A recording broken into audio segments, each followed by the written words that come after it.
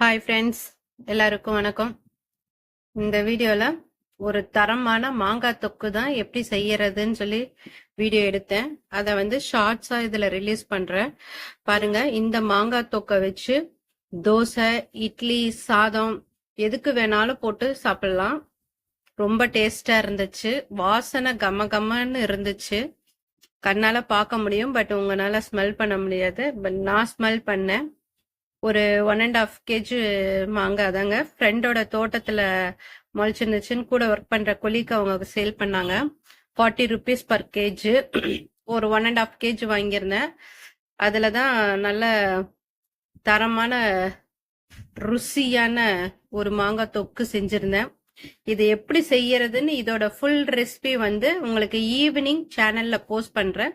இப்ப ஜஸ்ட் ஒரு ஷார்ட்ஸ் தான். தேங்க்யூ ஃபார் வாட்சிங். ப்ளீஸ் ஷேர் பண்ணுங்க.